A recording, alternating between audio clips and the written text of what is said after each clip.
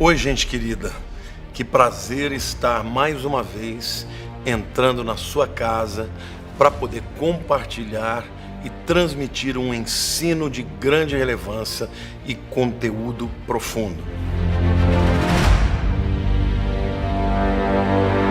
No estudo de hoje nós estaremos falando na terceira parte da Mesopotâmia e hoje nós vamos enfatizar mais especificamente a Babilônia. Nós terminamos o último estudo falando da importante contribuição que a Mesopotâmia trouxe para a humanidade através da escrita cuneiforme. Por quê? Porque a partir da invenção da escrita, os conhecimentos puderam ser divulgados, puderam ser discutidos, aprendidos e até mesmo à distância, sem a presença de um professor, por exemplo. Então foi possível aprender por meio de livros. No caso deles, eram tábuas, pequenas tabuinhas, e sem a presença de um mestre. Agora, uma das técnicas mais importantes criadas a partir da escrita foi o cálculo matemático. Isso surgiu na Babilônia, desenvolvido pelos mesopotâmios em um sistema sexagesimal, um sistema de 60. Uma vez que o número 60, ele possui muitos divisores por ele e simplifica os cálculos principais. Bom, a estrutura matemática sexagesimal, ela permanece até os dias de hoje, na medida que o tempo que nós contamos é dividido em 60 minutos, e os minutos são divididos em 60 segundos. E também, dentro da própria geometria, os ângulos também estão dentro dessa estrutura sexagesimal. Por quê? Porque nós sabemos que um círculo total tem 360 graus e um semicírculo 180 graus, todos eles divididos por 60, contribuição dos babilônios. Vejam que povo avançado, gente.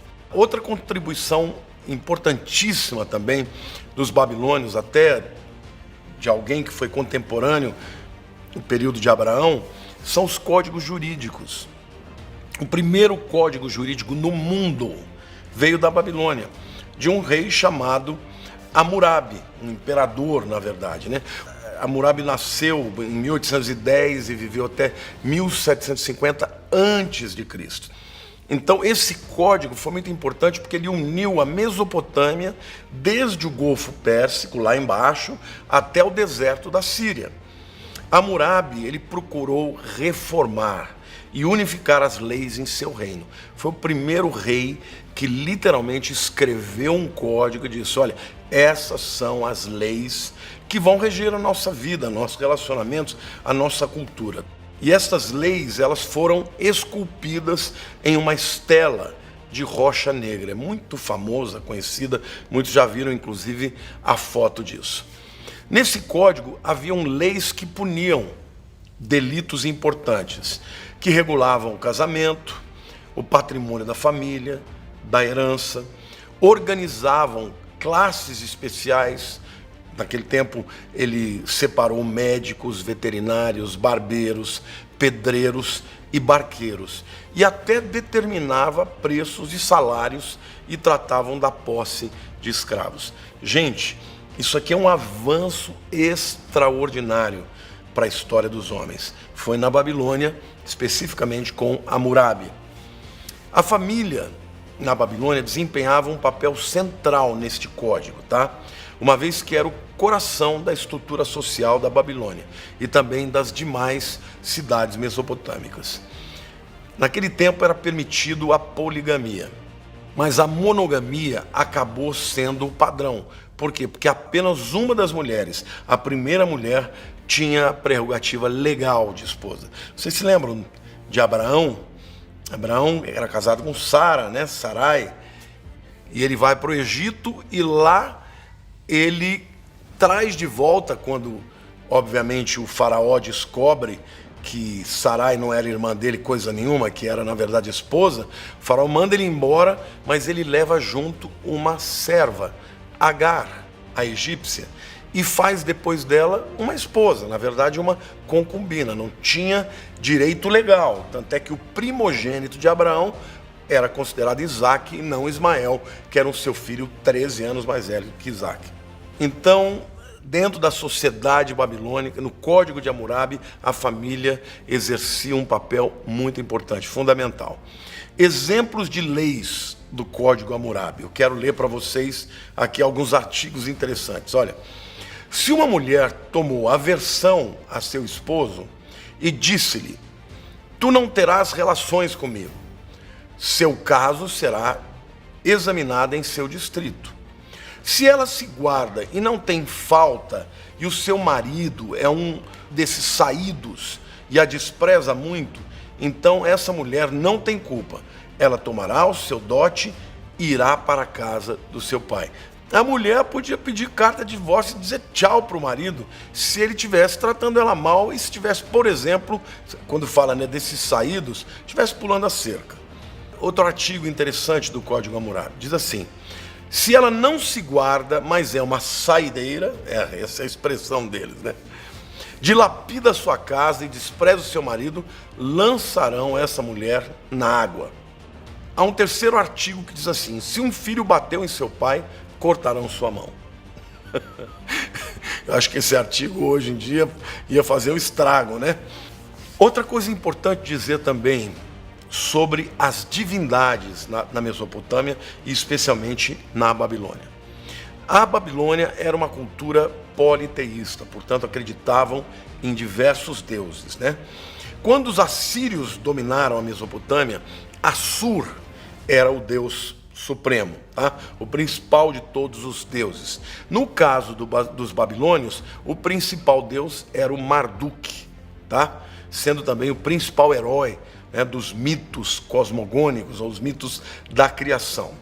Uma coisa interessante a respeito das divindades da Babilônia é que eles vinham sempre em tríades.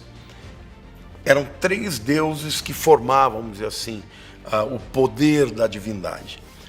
Por exemplo, na Babilônia, os 3 principais deuses eram An, Enlil e Enki. An era chamado também de Anu, e ele era o céu, tá? E ele era simbolizado por uma estrela. Uma grafia que sempre aparecia antes de qualquer deus, uma estrela, né? Antes do nome de qualquer divindade na escrita cuneiforme. Enlil ou Elil era o senhor da atmosfera, e ele residia no alto de uma montanha. E ele ligava tanto o mundo divino quanto o mundo humano. Ele era tanto um guerreiro quanto um legislador e o mantenedor da ordem. Já o Enki, ou Ea, era o deus ligado às águas, à magia e aos encantamentos. Essa tríade astral, ela tinha uma outra configuração importante de deuses, sendo composta por Naná, Shamash e Ishtar, também na Babilônia. Shamash era o sol, tá? Ishtar depois evoluiu para Astarote, e Naná ou Sim era a lua. Então, já no tempo de Daniel, por exemplo, essa era a tríade que permanecia. Então, Naná ou Sim, a lua, Shamash, o sol, e Ishtar, os 3 deuses que dominavam, vamos dizer assim, o panteão dos deuses babilônios. Bom, uma outra coisa importante que eu quero ressaltar na Babilônia é a sua organização religiosa. O rei da Babilônia, ele era o pontífice supremo da cidade. Era o papa, vamos dizer assim. Função que ele delegava ao sumo sacerdote, mas era ele. Depois do rei e do sumo sacerdote vinham os sacerdotes especializados. Eram aqueles que pronunciavam as lamentações, os sinais divinos, os encantamentos, os presságios e daí por diante, tá? Eles também faziam as unções e as purificações. Então, além desse corpo de sacerdotes, havia as sacerdotisas, como as sacerdotisas de Ishtar, que literalmente faziam parte de 2 classes: as que ficavam no templo, sem contato com o mundo exterior, e as que se prostituíam. Por último lugar, eu quero falar para vocês que ninguém, como a Babilônia, desenvolveu técnicas de adivinhação. E quando a gente entende essa cultura, nós podemos compreender o porquê que Daniel, quando foi chamado, né, juntamente com todos os sábios da Babilônia, porque Nabucodonosor teve um sonho terrível que ele não pôde adivinhar daquela grande estátua e tudo mais, ninguém conseguiu adivinhar.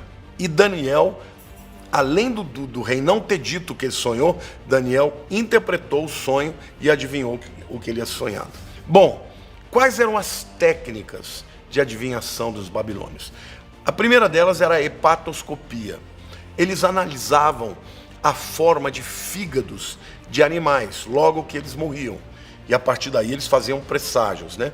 O segundo tipo de adivinhação era a oniromancia, que é a interpretação dos sonhos. Terceiro tipo de adivinhação era a lecanomancia. Literalmente era uma bacia com água e com óleo para ver o formato da mancha de óleo. Além disso, eles tinham a piromancia, que era a análise de chamas do braseiro. E por último lugar, a astrologia, análise dos ciclos astrais. Então, queridos, é muito importante você saber que quando Daniel vai para a Babilônia, ele era um jovem nobre, cheio de Deus, e ele teve que viver nessa cultura. E mesmo tendo vivido nesta cultura pagã, ele se destacou em diversos impérios diferentes, dos babilônios e depois dos persas ou medo-persas, mas ele passou por 3 reis diferentes. Por Nabucodonosor, depois assumiu Nabonido, que era o pai de Belsazar. Nabonido viajou, deixou Belsazar, e por último lugar, quando veio Ciro o persa, ele serviu também segundo o comandante ou o corregente de Ciro persa, que era o rei Medo Dario. Em todos esses reinos, Daniel se destacou. A Bíblia diz que ele tinha espírito de excelência.